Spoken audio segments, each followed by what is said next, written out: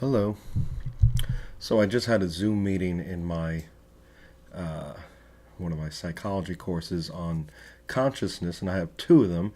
And actually, the other course also had a Zoom meeting at the same time. But in this meeting, I was asked to explain this discussion post, and I was a little caught off guard,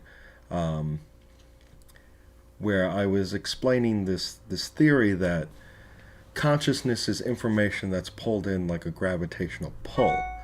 And I've been using an example of like a satellite where you have a satellite and it's pulling in this image of, like, think of it like when you're scrolling through the Netflix streams or something, and the image is shrinking down to the little needle on the satellite, and that that needle is essentially your brain or a part of your brain, and that information is beaming into your your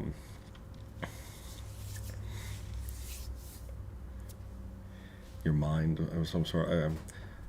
And this was the problem I had in the Zoom meeting. I felt like after I explained this, like as if this was some as if this was some interesting concept, some interesting idea for a dissertation or a paper, and after I explained it, I felt like it fell flat, like like like almost as if they're like, who did he plagiarize this from?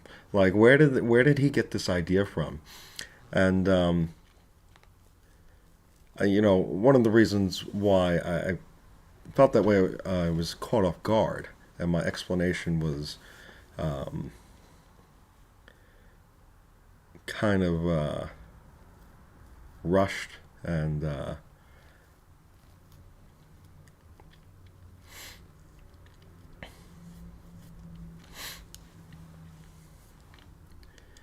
but I have studied chemistry, I have studied biology, and I guess this would fall into like inorganic chemistry, general chemistry stuff like electronegativity, spin orbitals, quantum mechanics type thing. And the authors of this experiment are anesthesiologists, and I believe the other one's a physicist of some sort, want to talk about how consciousness is some sort of gravitational collapse. And they say it's a competing theory to quantum mechanics and consciousness, quantum theory. And that might not be the case. I guess I'm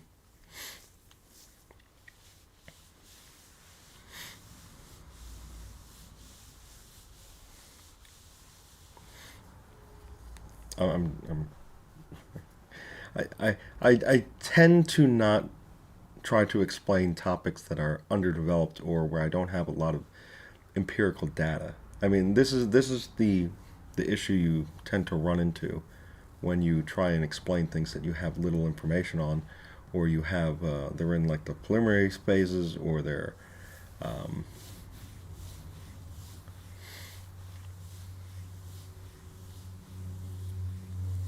people might not be interested after you explain it. Where because like the professor, he sounded so interested and so excited about it, and then I explained it, and I felt like perhaps interest was lost or something.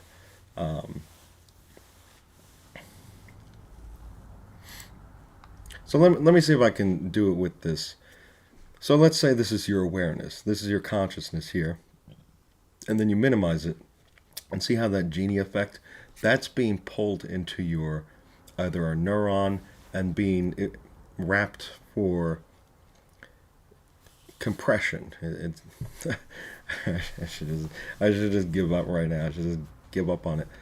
Just stop talking about this. Um,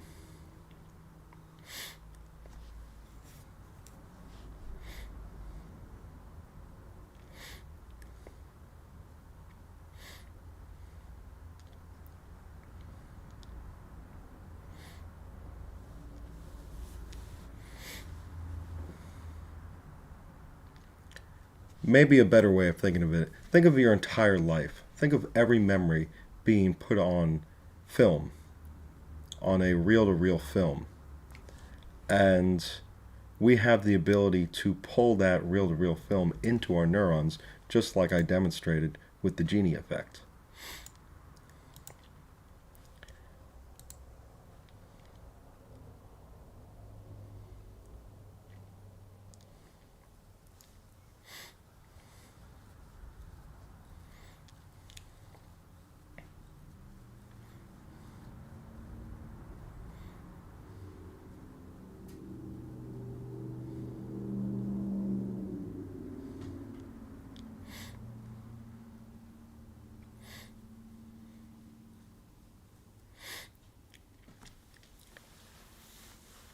So I have ideas, and the thing with consciousness studies, things with so I was in a near-death experience. That's why I chose Saybrook.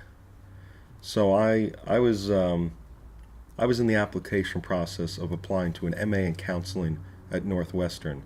I was also pursuing health law at either Seton Hall or Hofstra. I chose Seton Hall, and so anyway, those were things I was pursuing. And counseling is fairly empirical driven, empirically supported therapeutic methods. You're going for cognitive behavioral therapy, you're going for some sort of grief counseling, trauma support. You know, there are different techniques of, maybe those aren't counseling methods, whatever, but some sort of talk therapy, some sort of grief counseling. And I called Saybrook and I said, after I complete that program, I want to come to your school for a degree in psychology, a PhD in psychology. And part of it was this consciousness, spirituality, and integrated health, where I was looking at schools, Liberty and GCU, and even my law programs had courses on death and dying, and I wanted to explore near-death experiences, and I wanted to do so as kind of like a chaplain. It's kind of like a spiritual advisor, where I could give someone on their deathbed advice for proper burial. Do you want to be cremated? Do you want to be buried? It doesn't matter. I mean, you're dead, right? Well, what if... So, this would kind of,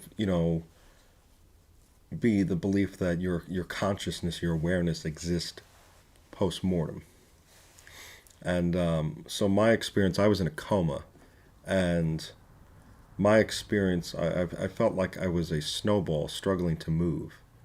I wasn't aware that I was human. I wasn't aware that I was alive. I was aware I existed, and I was struggling to move. And a lot of it was moving towards light and sound.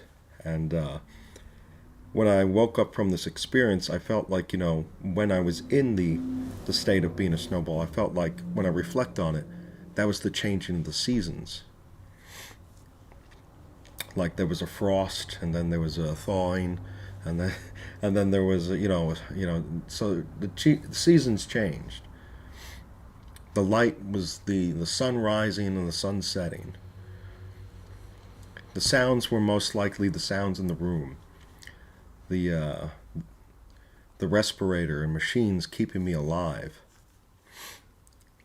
And I wanted to explore this reality. I felt that I felt Saybrook was a place to do this in like a safe environment where, of course, they have databases to, New England Journal of Medicine and, neuroscience and different periodicals that are empirically driven. But then I have the ability to explore this. And perhaps that's the case at other schools, but I wanted to do it here. And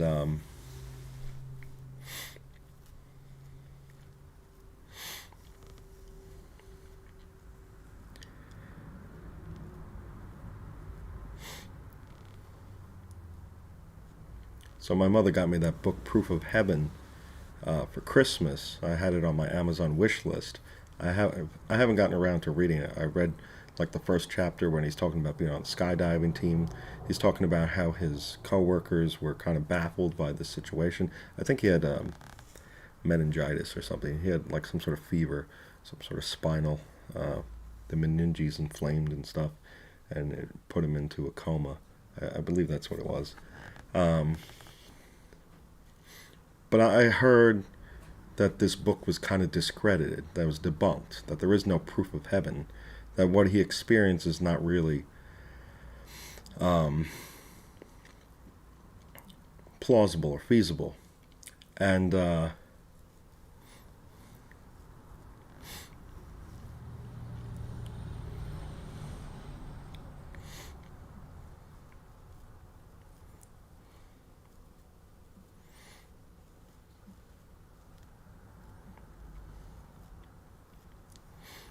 so I kind of want to explore that, and I have a lot of my research is going to be empirically driven, where I'm doing qualitative reports on I'm doing in-depth interviews, phenomenological approach, narrative approaches to case studies on people who have PTSD, people who have complex grief, people who have been sexually abused.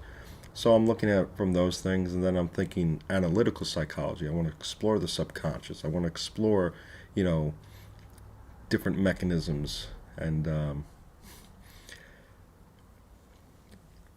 but with the consciousness studies, I'm studying lucid dreams, things where I have first hand experience, and other people, the technology doesn't exist yet for you to dream share with me, not that I'm aware of.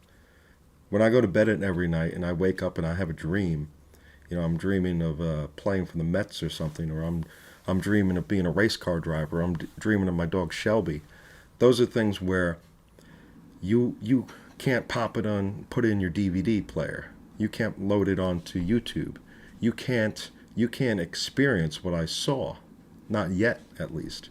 So there might be emerging technology that allows you to experience those things. But I am I want to explore near death experiences. I want to explore lucid dreams. I've had sleep paralysis in the past, and so one thing I want to explore is like a twin theory, and it might involve bacteria. Where, think of it like this: control the self in a dream. You have a dream, and you're in the dream, and that is so. We just talked about in one of our books. Seth talked about where we're hallucinating as we're awake or something. So if our whole existence is like a hallucination, um, we might be in the dream state right now. And how do I explain this? So people who are twins, they're on both sides of the track. So if we think of like parallel universes type thing, someone beamed a particle accelerator, they created another universe. And when we dream, we're actually experiencing the self in that environment. And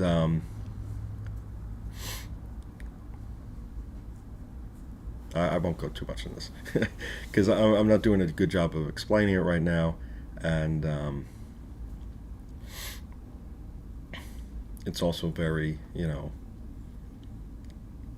pseudo or paranormal or parapsychology, or it's one of those things that will get you discredited. So I was reading up on Freud. He did a lot of his exploration into shared consciousness and those types of things, telepathy, after he gained some credibility. Like, his reputation was going to be damaged. But someone who's in training, you know, to explore these topics could be career suicide. So I should stay away from them.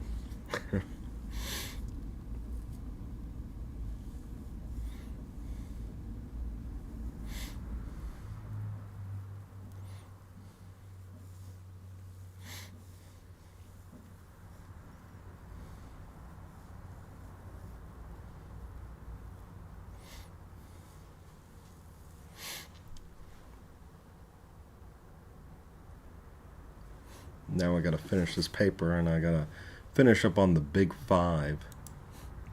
Why is the Big Five so dominant in personality assessment? going back to the quantum theory of consciousness and this gravitational theory, another way I was thinking of, think of like your brain, all the folding of the brain. It's a rollable LCD type thing, and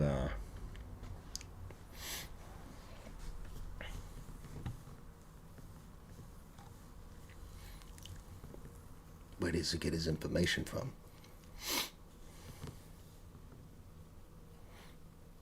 Mr. Meeseeks box. Mr. Meeseeks, tell me. Tell me about quantum mechanics. Tell me about the quantum theory of consciousness.